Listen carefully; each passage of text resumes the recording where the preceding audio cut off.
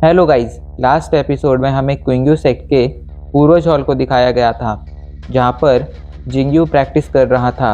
यहां पर हमें पता चला था कि जिंगयू ने 100 डीटी स्किल सीख ली है, जो इतनी ज़्यादा पावरफुल है कि इसके दम पर जिंगयू क्विंग्यू सेक्ट का अगला ग्रैंड मास्टर भी बन सकता है। जिसके बाद जिंगयू वहाँ से चला गया था। जिंगयू के वहाँ से जाने के बाद वहाँ पर ग्रैंड मास्टर आए थे, जो पूर्वज हॉल की देखभाल करने वाले आदमी को बताते हैं कि बहुत जल्द फैंगजियान वैली के एक मास्टर हमारे क्विंग्यू सेक्ट आने वाले हैं।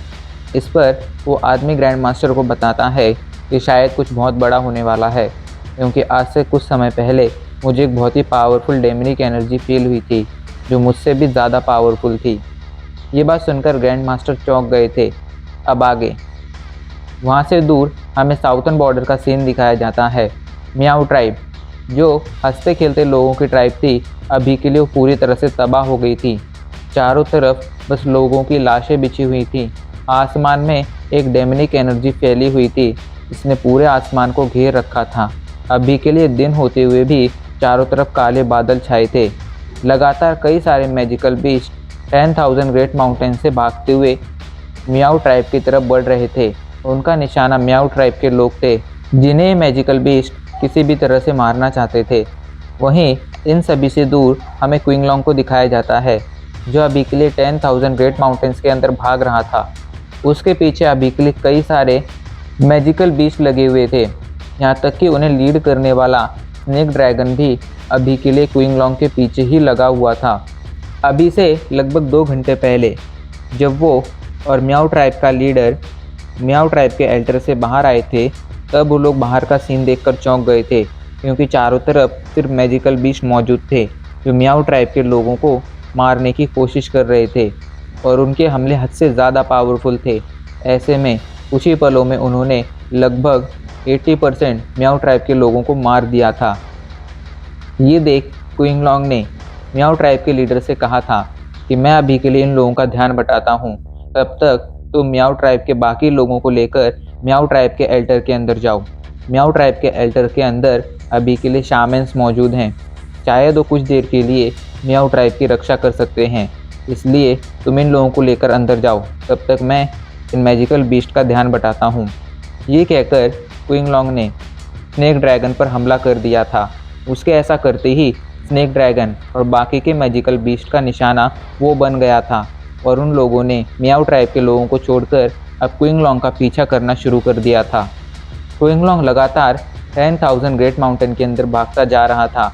उसके पीछे अभी के लिए सभी मैजिकल बीस्ट और स्नेक ड्रैगन भाग रहे थे, लेकिन सबसे अजीब बात ये थी कि वो जहाँ जहाँ भाग रहा था वहाँ वहाँ उसे ऐसे मैजिकल बीस्ट मिलते जा रहे थे।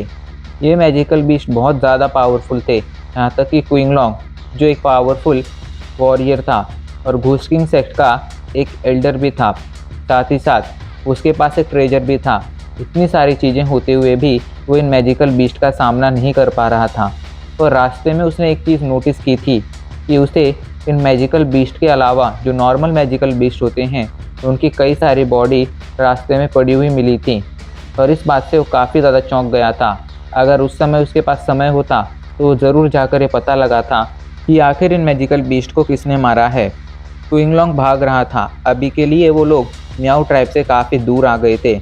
ये देख क्विंगलॉन्ग जल्दी से अपनी एक स्किल का यूज़ करता है और आखिरकार वो स्नेक ड्रैगन और बाकी के मैजिकल बीस्ट से अपना पीछा छुड़ाने में कामयाब रहता है। उन लोगों से अपना पीछा छुड़ाने के बाद वो मियाओ ट्राइब लौटने का डिसाइड करता है, लेकिन वो जंगलों में अंधाधुंध भागता आया था, इसलिए अभी के लिए उसे याद ही नहीं था कि वो वापस कैसे जा सकता है। वो एक दिशा में आगे बढ़ने लगता है, लेकिन काफ़ी देर तक आगे बढ़ने के बाद भी वो मियाओ ट्राइब नहीं पहुंचता है, उल्टा जंगल के अंदर और अंदर आ जाता है। वो अभी भी आगे बढ़ रहा था, लेकिन तभी अचानक उसे किसी के लड़ने की आवाज़ सुनाई पड़ती है। क्विंगलॉन्ग जल्दी से भागकर उस दिशा में जाता है।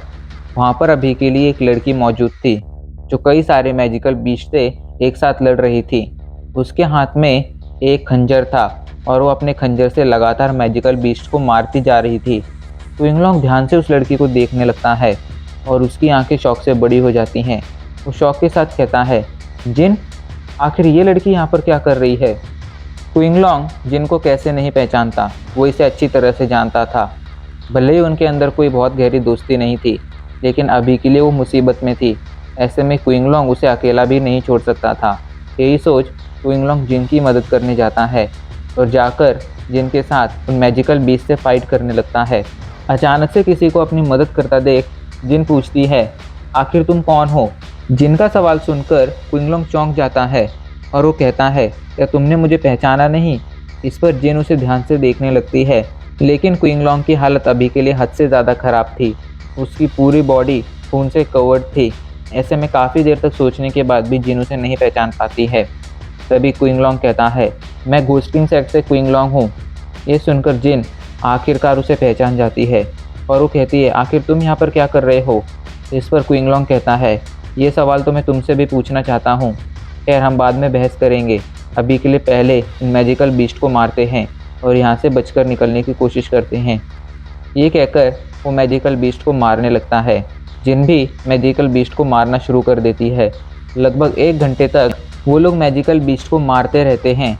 लेकिन अजीब बात ये थी कि पिछले 1 घंटे में उन लोगों ने लगभग सैकड़ों मैजिकल बीस्ट मार दिए थे, लेकिन इसके बावजूद मैजिकल बीस्ट की संख्या बिल्कुल भी कम नहीं हो रही थी। उल्टा वो और ज़्यादा बढ़ती जा रही थी। वो लोग अभी के लिए काफ़ी ज़्यादा थक गए थे। थकान के मारे उनसे अब और लड़ा नहीं जा रहा था। तभी अचानक आसपास एक डेमनिक ऑरा फैल जाता है और जो मैजिकल बीस्ट अभी के लिए उनकी तरफ बढ़ रहे थे, वो उनकी तरफ बढ़ना बंद कर देते हैं।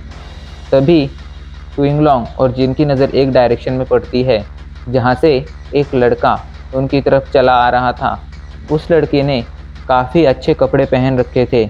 उसके शरीर से एक डेमनिक ऑरा निकल रहा था। वो लड़का देखने में काफ़ी उम्र दराज नहीं लग रहा था, तो एक यंग मैन था। और उसको देखकर सभी मैजिकल बीस्ट अपनी जगह पर जम गए थे। क्विंगलॉन्ग अचानक से इस बदलाव से चौंक जाता है और वो जिन की तरफ देखने लगता है। लेकिन जिन की तरफ देखकर उसे एक शॉक लगता है, क्योंकि उस यंग मैन को देखने के बाद जिन की बॉडी अचानक से बुरी तरह से कांपने लगी थी, जैसे कि उसने किसी भूत को देख लिया हो। वो लड़का इन दोनों की तरफ बढ़ता रहता है। थोड़ी देर बाद वो अपनी जगह पर रुक जाता है और क्विंगलॉन्ग और जिन को घूरते हुए कहता है, क्या तुम दोनों सेंट्रल प्लान से हो? इस पर जिन कुछ नहीं कहती है और क्विंगलॉन्ग भी कुछ नहीं कहता है। लेकिन वो थोड़ी देर तक उस यंग मैन को घूरने के बाद कहता है, आखिर तुम कौन हो? तो उसकी बात सुनकर वो यंग मैन हंसने लगता है और हंसते हुए कहता है, मैं कौन हूँ? ये काफ़ी अच्छा सवाल है, वो तुम वक्त आने पर जान जाओगे। उसकी बात सुनकर क्विंगलॉन्ग समझ जाता है कि ये लड़का कोई नॉर्मल इंसान नहीं है। वो जिन से पूछता है, आखिर ये लड़का कौन है? इस पर जिन कांपते हुए कहती है, ये लड़का कोई लड़का नहीं है, बल्कि ये इविल बीस्ट गॉड है। और अभी के लिए तुम जिन मैजिकल बीस्ट को देख रहे हो, वो पहले मैजिकल बीस्ट थे, लेकिन अब वो मैजिकल बीस्ट नहीं रहे हैं। इस लड़के ने उन सभी को डेमनिक बीस्ट में बदल दिया है, जो सिर्फ मारना जानते हैं। ये इविल बीस्ट गॉड बहुत ही ज़्यादा पावरफुल है। इसकी पावर का अंदाज़ा तो मैं भी नहीं लगा सकती हूँ। और सबसे अजीब बात है कि इसकी पावर इस दुनिया में किसी से भी मैच नहीं करती है। इसके पास एक अलग ही पावर है, जिसे मैं महसूस तो कर सकती हूँ, लेकिन वो पावर कौन सी है ये मैं पहचान नहीं पा रही हूँ। इधर वो बीस्ट गॉड हंसते हुए कहता है, आज तुम दोनों को यहीं पर मरना होगा। ये कहकर वो अपना हाथ लहराता है। उसके हाथ लहराते ही वो स्नेक ड्रैगन अचानक से वहाँ पर आ जाता है।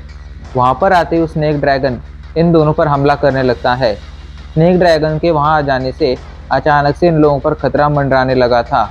दोनों मिलकर स्नेक ड्रैगन से फाइट करने लगते हैं, लेकिन वो स्नेक ड्रैगन कोई नॉर्मल डेमनिक बीस्ट नहीं था, वो बहुत ज़्यादा पावरफुल था।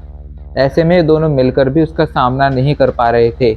और सबसे बड़ी दिक्कत की बात ये थी कि वहाँ पर वो अकेला स्नेक ड्रैगन मौजूद नहीं था। वहाँ पर अभी के लिए और भी डेमनिक बीस्ट मौजूद थे।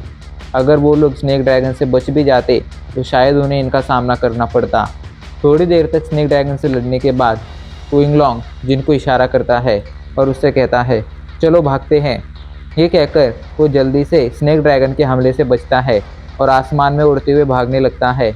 लेकिन तभी अचानक से कई सारे पेड़ आकर आसमान को घेर लेते हैं और अपनी डालियों से उस पर हमला करने लगते हैं। अचानक से इस बदलाव से क्विंगलॉन्ग चौंक जाता है। वो जल्दी से अपने पास मौजूद ट्रेजर को बाहर निकालता है। ट्रेजर जैसे ही बाहर आता है वो क्विंगलॉन्ग के चारों तरफ एक प्रोटेक्टिव शील्ड बना देता है और क्विंगलॉन्ग पेड़ों के उन हमलों से बच जाता है।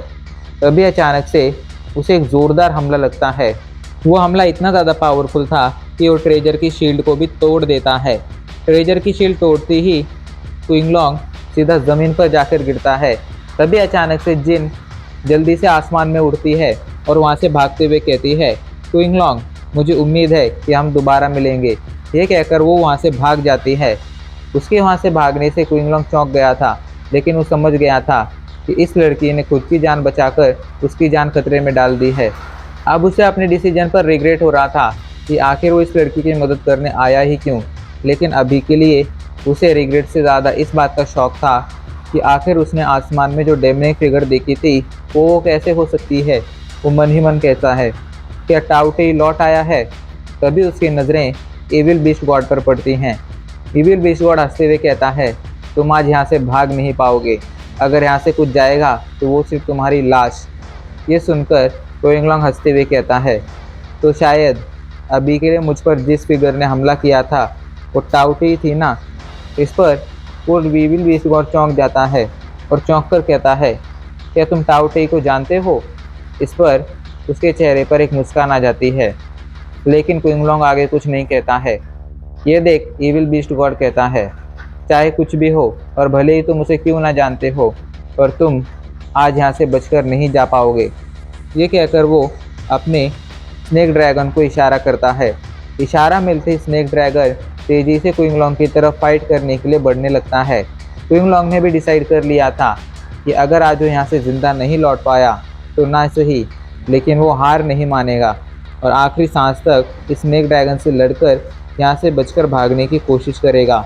लेकिन उसे अभी के लिए टाउटे की चिंता थी। तभी इविल बीस्ट गॉड हंसते हुए कहता है, चलो तुम्हें मरने से पहले मैं एक बार टाउटे की दर्शन करा देता हूँ। ये कहकर वो अपना हाथ लहराता है। उसके हाथ लहराती एक जगह पर अचानक से डेमनिक ऑरा इकट्ठा होने लगता है और कुछ ही पलों में हमें वहाँ पर एक डेमनिक बीस्ट दिखाई पड़ता है, जिसके चेहरे पर 4 आंखें थी। उसके मुंह से दांत बाहर निकल रहे थे और ये दांत कोई नॉर्मल दांत नहीं थे, बल्कि ब्लेड जैसे शार्प दांत थे, जो देखने में ही बहुत ज़्यादा खतरनाक लग रहे थे। उसे देखकर ही क्विंगलॉन्ग को डर लगने लगता है, क्योंकि वो जानता था टाउटे कितना ज़्यादा खतरनाक हो सकता है। लेकिन अभी के लिए उसे पहले स्नेक ड्रैगन से फाइट करनी थी, इसलिए वो टाउटे से अपना ध्यान हटा लेता है। वो स्नेक ड्रैगन से फाइट करने लगता है। स्नेक ड्रैगन उसे मारने की बहुत कोशिश करता है, लेकिन क्विंगलॉन्ग भी कोई नॉर्मल फाइटर नहीं था।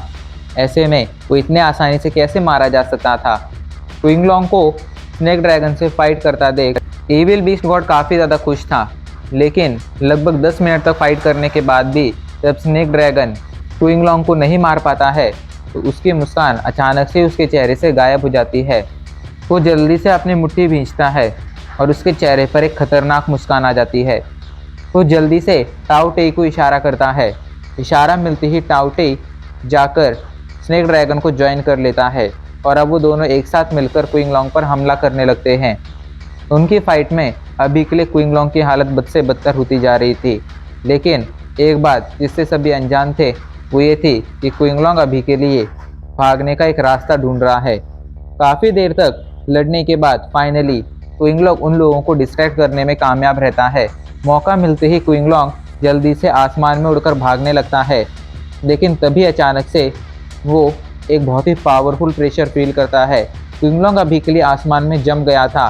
तभी अचानक से इविल बीस्ट गॉड अपना हाथ लहराता है और उसके हाथ लहराते ही क्विंगलॉन्ग आसमान से सीधा ज़मीन पर गिर पड़ता है।